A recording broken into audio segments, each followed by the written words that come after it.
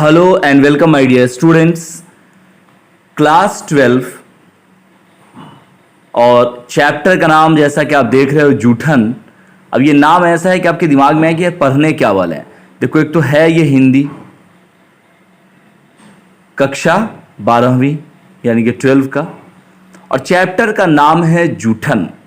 जी हाँ, आपके दिमाग में आ रहा है कि कैसा नाम है जूठन। जूठन का मतलब होता है जुट्ठा, बिल्कुल उसी जुट्ठे की बात हो रही है। दैट मीन लोग कहते हैं ना कि मैं तेरा जूठा क्यों खाऊं, लेकिन तनी सा प्रेम हो जाता है तब एक ही आइसक्रीम में मुंह लगा लगा के खा रहे होते हैं। उस वक्त जूठा समझ में नहीं आता है, लेकिन अगर भाई बहन का अगर मिल गया या मम्मी अगर थोड़ा सा कुछ खा के दे दी, मम्मी नहीं मैं नहीं खाऊंगी, अदर अजीब हाल है।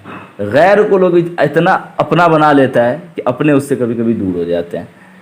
ठीक है, प्रेम अगर साकार हो तो हमको कोई दिक्कत नहीं कबाब में हड्डी बनने का, लेकिन इतना ज़्यादा किसी पे मत एक लट्टू हो जाओ कि जब वो लड्डू ना मिले तो पागले हो जाओ। इसका हमेशा ख्याल रखनी चाहिए। तो बहरहाल मैं बता ये रहा था, जूठन वही जूठन है जो आप समझ रहे हैं। हुआ ये था कि देखो, पहली बात कि ये जो कहानी है ना, ये कहानी लिखा गया है ओम प्रकाश वाल्मीकि के द्वारा, जो एक जन लोकप्रिय दलित साहित्यकार थे। मैंने लिख भी दिया है, जिनकी पैदाइश 30 जून 1950 और इनका मरंतुस हो गया था 2013 में 17 नवंबर को इनका देहांत हो गया था। तो ये अपने ऊपर ही यानी अपने लाइफ के ऊपर यानी एक तरह से अपना बायोग्राफी लिखते हैं और अपने ही ऊपर ये कहानी लिखते हैं कि जब मैं स्कूल में पढ़ रहा था, तो जब मैं गया स्कूल में तो जो हेड मास्टर थे उन्होंने हमसे पूछा कि तुम्हारा नाम क्या है। तो हमने बताया कि मेरा नाम ओम प्रकाश वाल्मीकि है। तो ये वाल्मीकि टाइटल से उन्होंने कहा कि अच्छा तुम जात के चुहाड़ हो। तो उन्होंने कहा जी मास्टर साहब।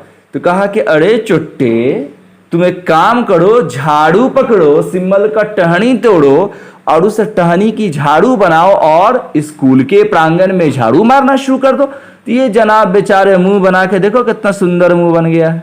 मुंह बनाई के उदास हो के चले गए झाड़ू लगाने। अब ये झाड़ू लगाई रहे थे, लगा के आते थे, फिर मास्टर साहब दूसरी तरफ भेज देते थे। घुमाई के झाड़ू मरवाई जा रहे थे हेड मास्टर साहब इनसे। इत्तेफाक से इनके जो पिता है, ये इनके क्या थे, ये पिता है, ये इनके जो पिता है सड़क से गुजर रहे थे, मोटी नाक वाले। ये कुंची है, नाक में से नेटा गिर रहा है, छी छी छी छी छी। बहरहाल ये इनके पिता है। तो ये गुजर रहे थे, देखे कि हमारा लाल जो है यानी हमारा जो बेटवा है ये झाड़ू मार रहे हैं। नजदीक गए, बोली बेटवा ये क्या हाल है, तुमको पढ़ने भेजे थे, झाड़ू मार रहे हो। तो बोला देखिए ना पिताजी, हम जब से स्कूल आ रहे हैं रोज मुझसे ऐसे ही झाड़ू लगवाते हैं। थोड़ा सा झाड़ू लगवा के छोड़ देते, क्लास में खाली लगा लेते चलता, लेकिन पूरा प्रांगण में सब क्लास में यहाँ तक कि बाथरूम तक की सफाई हमसे करवाते हैं। एक दिन करवा लेते तो चलता, रोज रोज करवाते हैं। क्लास में पढ़ने जाते हैं तो पिताजी हमको वो बाहर कर देते हैं, बोलते हैं कि तुम चुहार हो, जाओ चुहार का काम करो चुहरी। इनके पिताजी को लगा अच्छा ऐसी बात, चलो ले चलो मास्टर जी के पास। ये गए हेड मास्टर के पास। हेड मास्टर साहब इनको खूब उल्टा सीधा गाली बकने लगे। बोले चुहार की औलाद, अपने चुहार बाप को लेके आ गया हो चुहार, तो क्या तुमसे करवाए हम कौन सा काम, तुम्हारा ये काम पहले को अपने बटा हुआ था काम। कि ऐसे दलित थे, दलित समाज के थे, समझ में आता ही होगा चुहार थे तो। लेकिन इनके पिताजी डट कर मुकाबला किए। इसके मतलब इसके पिताजी इस हेड मास्टर का डट के मुकाबला किए, लेकिन ये हेड मास्टर उनको खूब गलियाया। फिर ये अपने बेटवा का हाथ पकड़ के स्कूल से ले आते हैं। इतना ही नहीं, दूसरी तरफ ये बताते हैं कि हम इतने गरीब थे कि हम जाते थे किसी शादी उदी में बुलाया जाता था, इसलिए कि दस्तरखान नहीं, बराती खाना खा लेता है मेहमान, तो उसके दस्तरखान को उठाने के लिए एक बार हुआ ये कि जब दस्तरखान को उठा रहे, दस्तरखान का उठाने का मतलब क्या हो गया, जूठन, जूठन उठा रहे थे, वहीं से ये जूठन नाम आया। तो असल थीम अभी बता रहा हूँ मैं। तो ये जब दस्तरखान को गए उठाने के लिए, तो लास्ट में लौटते टाइम जो मालिक थे जिसके यहाँ गए हुए थे, उससे इन्होंने कहा कि इनकी मम्मी कहीं कि एक पत्थर खाना दे देते। तो मालिक ने कहा कि एक थप्पड़ देंगे सर पे रख के, इतना जूठन भी रख ली और तुमको अलग से खाना भी चाहिए, अपनी औकात में रहो। कौन बोले? उसके मालिक बोले ये बात। तो इनकी मम्मी जी बड़ा उदास हुए। ये वाल्मीकि साहब उस टाइम में बउआ थे, ऐसे बउआ। इनको देख के बड़ा अजीब आश्चर्य लगा कि क्या दुनिया है भाई, कामों किया, एक पत्थर पैसों ना, सॉरी मतलब खाना देना नहीं, और पैसा के डिमांड पर पैसों नहीं मिलता। कहा था कि इतना तुमको जूठन ले ही लिए हो। ये दूसरी तरफ कहानी का तीसरा मोड़ में ये दिखाया गया है, थर्ड पॉइंट्स में, कि एक बार होता यह है कि जनावर जो है मर जाता है। उस जनावर मतलब जानवर, ठीक है ना, मतलब बैल भैंस बड़ा जानवर, तो उसको उठाकर फेंकने के लिए इसी लोग को बुलाया जाता था। उठाकर फेंकने के लिए इन लोग करते क्या थे कि उसका खाल को उधार कर बेच देते थे मार्केट में, तो उससे पैसा थोड़ा बहुत मिल जाता था। तो ये चचा इसके जाते थे, तो चचा जो है ना इसको भी ले लिए, वाल्मीकि साहब को भी ले लिए, लेखक को, कि चलो तुम। ये जनाब गए। इनको बड़ा अजीब सा लगा, बड़ा उबन महसूस हुआ कि यार ये क्या हो गया। हुआ ये कि इनके हाथ से करवाए गए, इनको बड़ा अजीब सा फील हो रहा था निकालने पर चमड़ा उमड़ा। फिर ये वो निकालने के बाद चमड़ा गठरी जो है इनके सर पे रख दिया।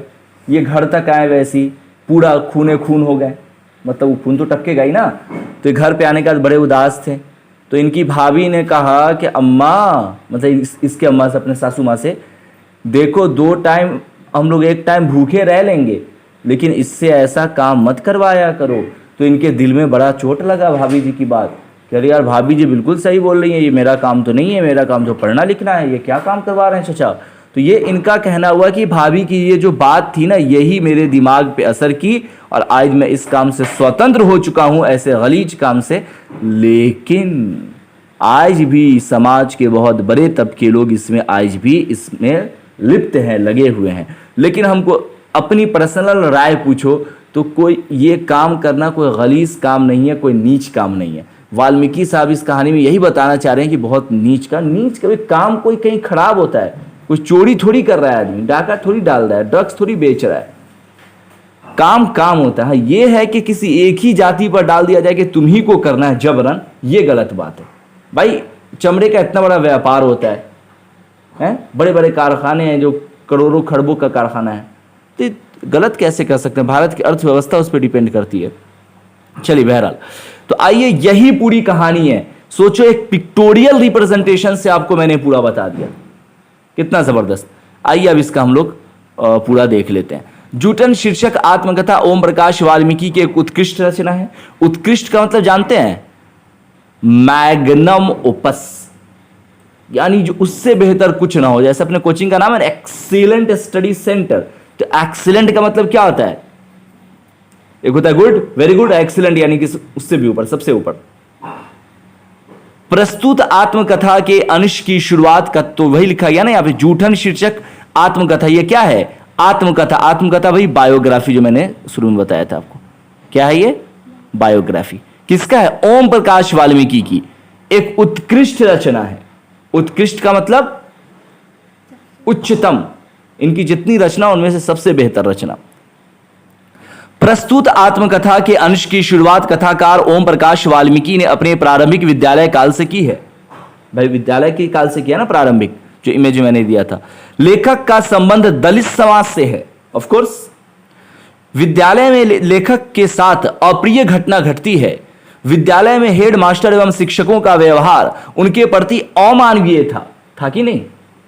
हेड मास्टर लेखक से कमरे, बरामदे और मैदान में झाड़ू लगवाते थे। और कुछ समझ में आ रही है बात? हेड मास्टर लेखक से कमरे, बरामदे और मैदान में क्या करवाते थे?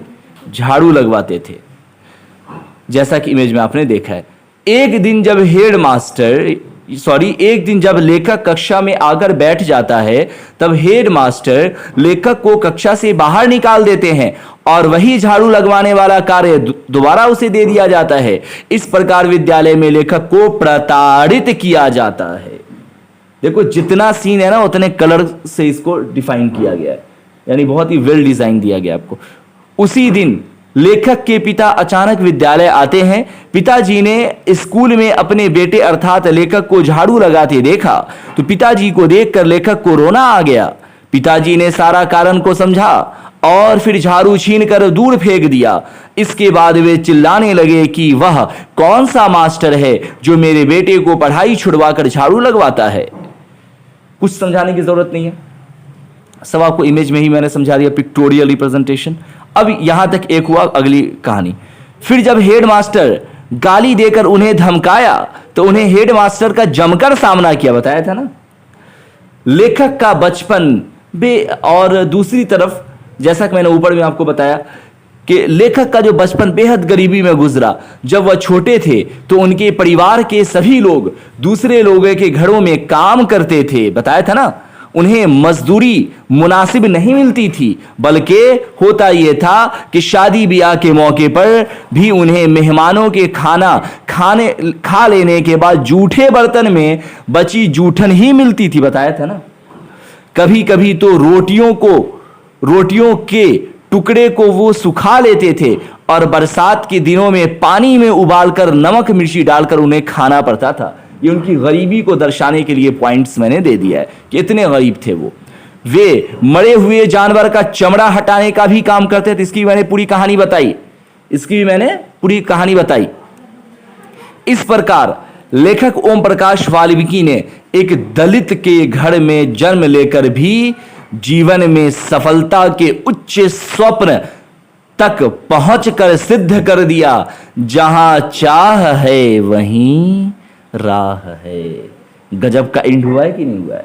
यानी उसके बावजूद ये इतने महान राइटर बने। तो हम आपको तो फिर भी भगवान ने, अल्लाह ने एक बहुत अच्छा लाइफ दिया है। ये थोड़ी मोड़ी सी परेशानी गरीबी होगी, उसकी वजह से आप लोग जो ये समझ लेते हैं कि यार हम तो कर ही नहीं पाएंगे, तो बड़े बड़े लोग का बात है बड़े बड़े नौकरी को पाना, ये बिल्कुल गलत सोच है। सोचिए कि जब ऐसे इतने नीचे फैमिली के लोग इस तरह से साकार हो सकते हैं तो हम आप क्यों नहीं हो सकते हैं। इसलिए एंड कह गए। इस प्रकार लेखक ओम प्रकाश वाल्मीकि ने एक दलित के घर में जन्म लेकर भी, हम आप तो शायद दलित भी ना हो, जीवन में सफलता के उच्च स्वप्न तक पहुंचकर सिद्ध कर दिया, जहां चाहे वहीं राह है। यानी आप जो चाहोगे वो कर लोगे अगर आप में वो जज्बा है। 12 मिनट के अंदर में पूरा चैप्टर क्रैक होके रह गया। इस तरह का अगर कहीं और मिलता हो तो बता दीजिएगा, और अगर नहीं तो इसको बाकी लोग तक पहुंचाओ कि ऐसे भी हिंदी पढ़ाई हो सकता है। Thank you. कुछ पूछना है? बिल्कुल भी नहीं, डाउट ही नहीं होगा इंशाल्लाह। Thank you.